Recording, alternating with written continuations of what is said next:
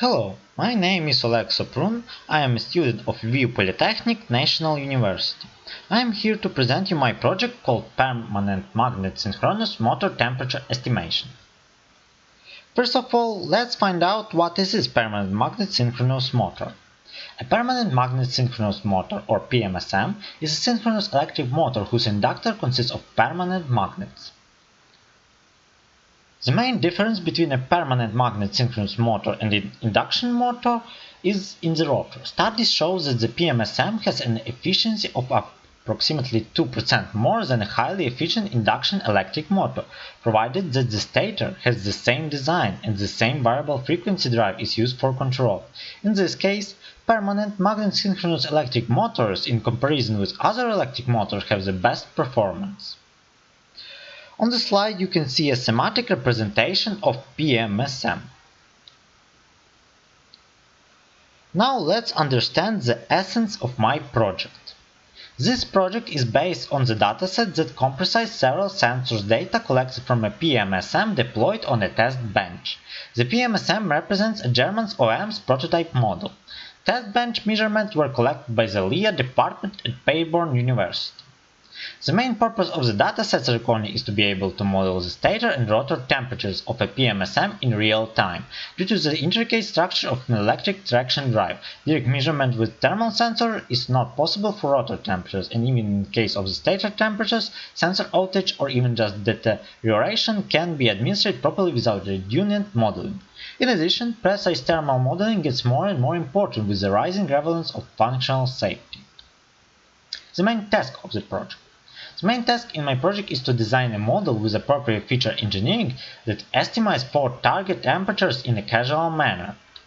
Target features: stator yoke temperature, stator tooth temperature, stator winding temperature, permanent magnet surface temperature.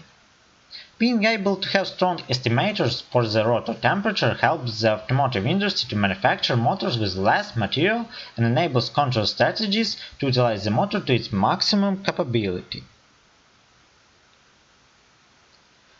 Okay, now let's talk about the dataset I mentioned in previous slides.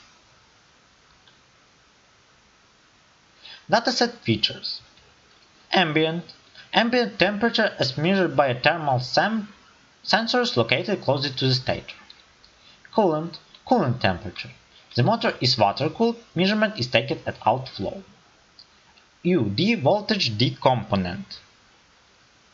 UQ voltage of Q component. Motor speed. It's motor speed. Torque induced by current. ID current of D component. IQ current of Q component. Next dataset features: PM, permanent magnet surface temperature representing the rotor temperature. This was measured with an infrared thermography unit. Stator yoke temperature measured with a thermal sensor.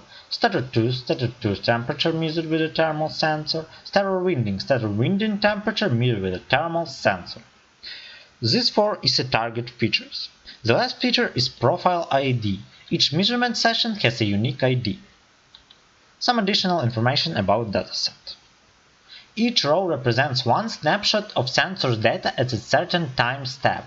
All recordings are sampled at 2 Hz, 1 row per 0.5 seconds. The dataset consists of multiple measurement sessions which can be distinguished from each other by column profile ID. A measurement session can be between 1 and 6 hours long, amount of sessions 52.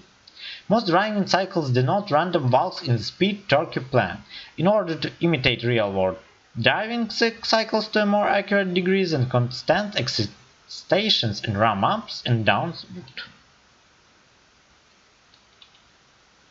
In this slide you can see the first 30 rows of the dataset.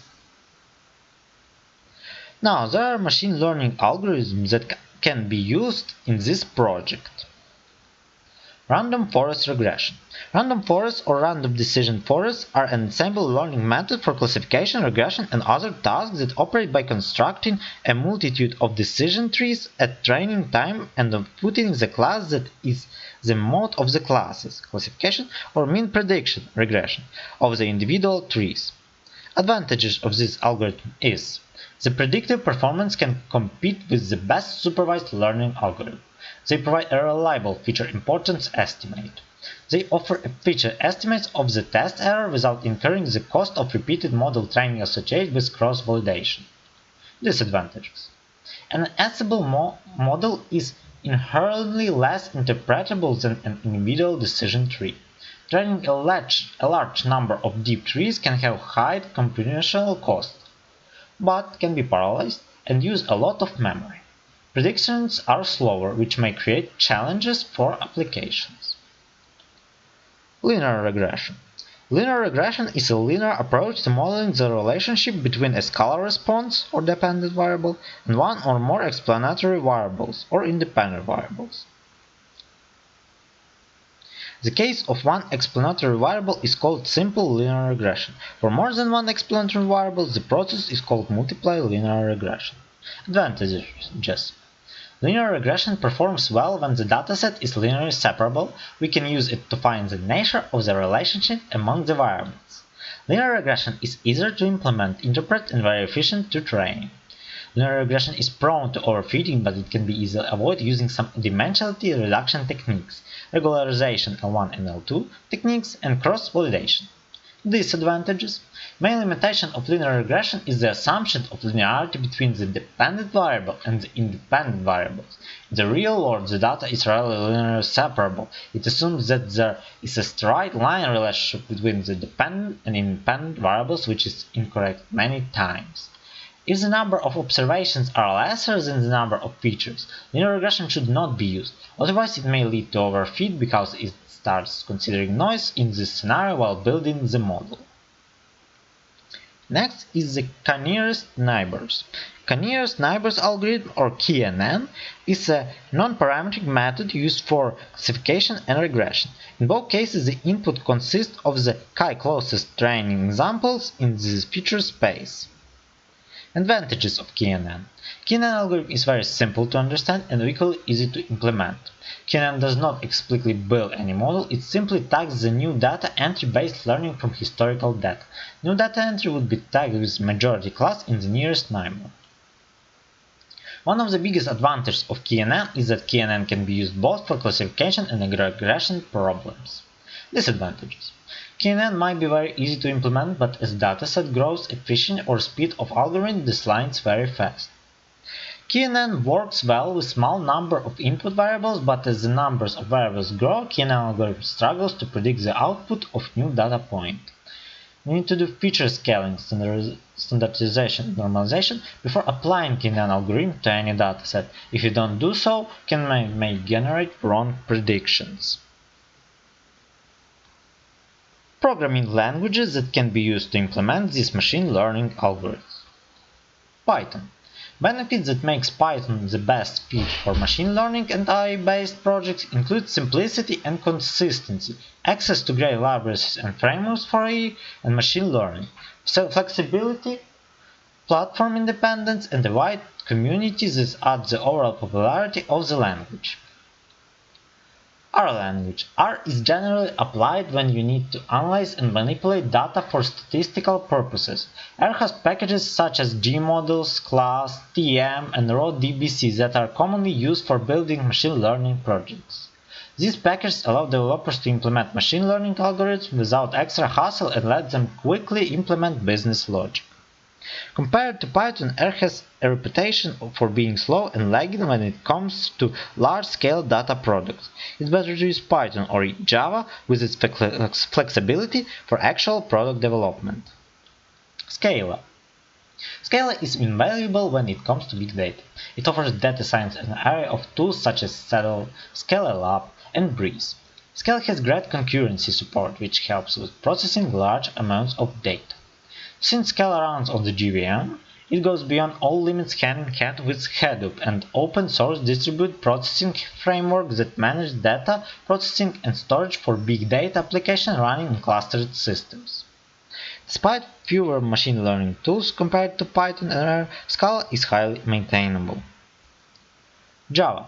Java is widespread when it comes to natural language processing, search algorithms, and neural networks. It allows you to quickly build large-scale systems with excellent performance. But if you want to perform statistical modeling and visualization, then Java is the last language you want to use. Even though there are some Java packages that support statistical modeling and visualization, they aren't sufficient. Python, on the other hand, has advanced tools that are well supported by the community. As a conclusion, I would like to summarize all main points of presentations. This project is based on the dataset that comprises several sensor data collected from a PMSM deployed on a test bench. The main task in this project is to design a model with appropriate feature engineering that estimates 4 target temperatures in a causal manner. Ability to have strong estimators for the rotor temperature helps the automotive industry to manufacture motors with less material and enable control strategies to utilize the motor to its maximum capability. That is all. Thank you for your attention. Goodbye.